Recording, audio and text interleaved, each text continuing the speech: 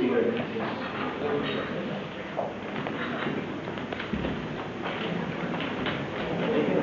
much.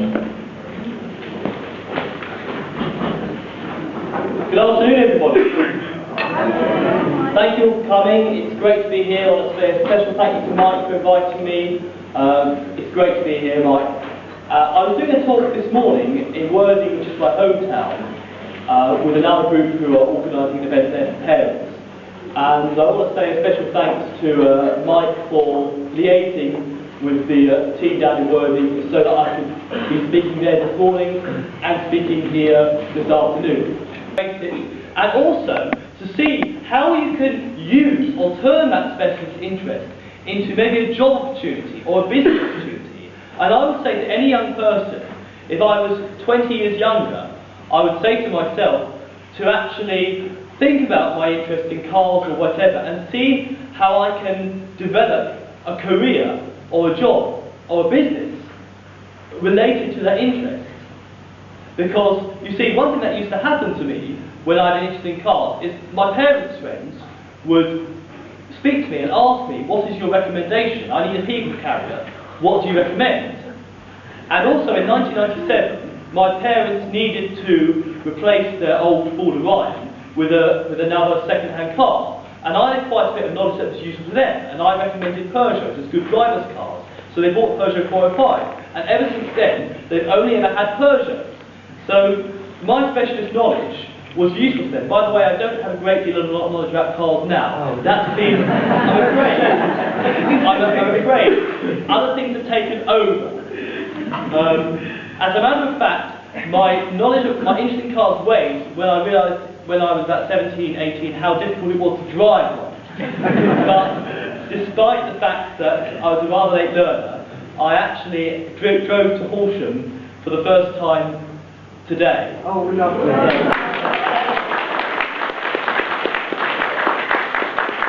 This is the first talk I've delivered where I've actually driven to the talk. All the previous ones, it was either walking distance, bus or train. But the point is that this is the key to getting the most out of people with Asperger Syndrome, allowing them to fulfil their potential.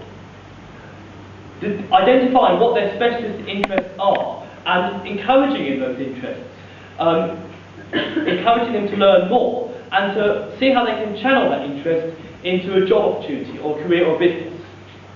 That is the key.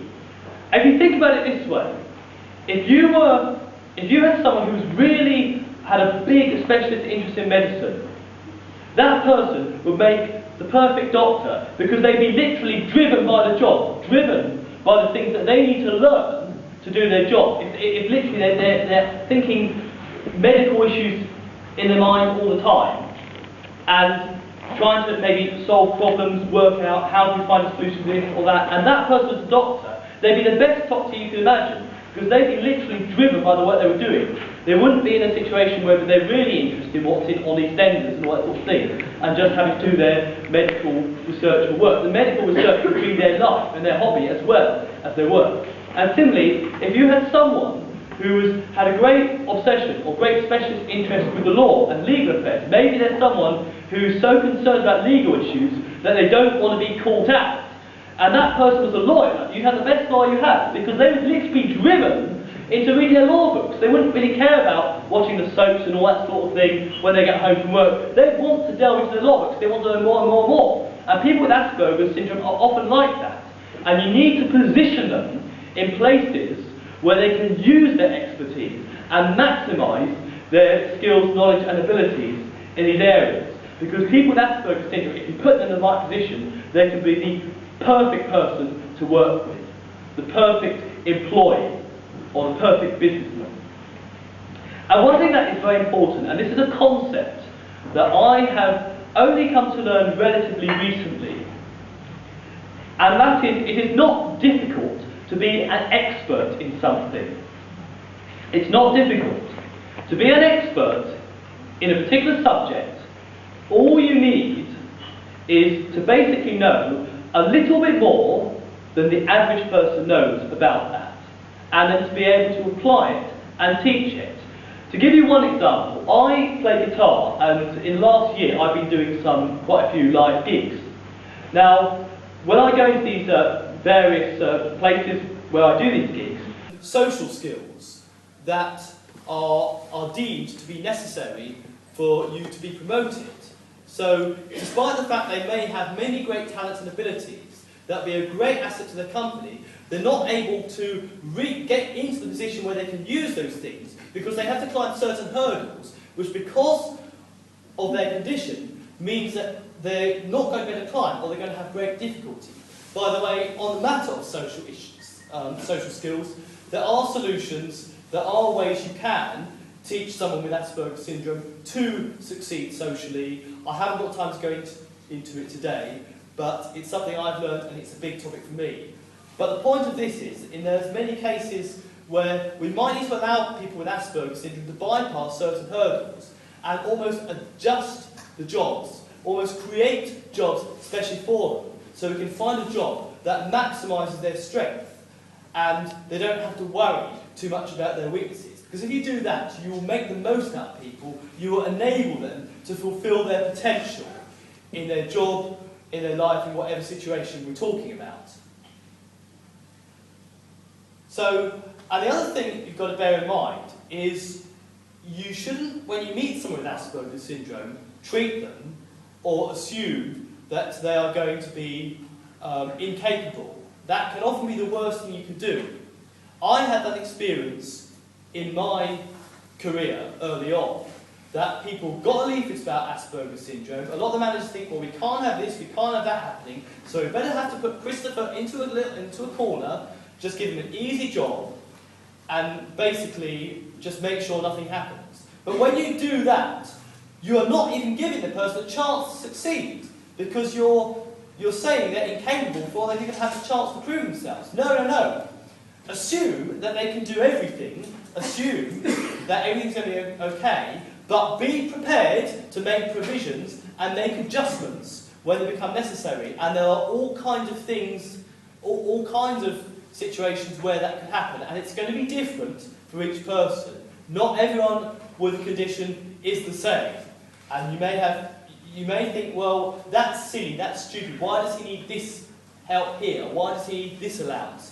You have to just accept it. They may not even be able to explain themselves, or they may not have time to do so. There's some things you've just got to accept, but recognise that they've got skills, and recognise where those skills lie, where their interests lie, and see how we can use those specialist interests, or the skills and knowledge acquired by those specialist interests in their job, and to help them advance and develop their careers. So, what I would say, to kind of round this off now, is that the key to someone with Asperger's Syndrome contributing to society is to identify their areas of expertise and skills based upon their interests and passions, and developing these, positioning them in areas and in situations where their acquired knowledge is going to be sought after, and enabling them to become an expert in their field, whether it's a job or whatever situation you're talking about. That, I believe, is the key to enabling people with Asperger's Syndrome to fulfil their potential. Now, I think I've said everything I need to say, so I'm going to round this off now. But I want to first of all say thank you for coming here, thank you for hearing me speak. My name is Christopher Woodward. I have a website. It is www.aspergerstalks.com, and on the website you can find a link to my Facebook page. I'm on Twitter, LinkedIn and YouTube as well. So please have a look at that. I have a DVD which you can purchase through my website, which is about my time in education. It's called Understanding Christopher. It's completely different to anything I've spoken about today. But if you want to know more about my experience in mainstream education, and the things that help me and all that sort of thing, then you can buy that DVD. I also have an ebook which is called The Social Maze, and you can find links to all these things through my website. But finally, I'd like to say a great thank you to Mike for inviting me here. It's great to speak. Thank you all for listening so well. Have a good afternoon.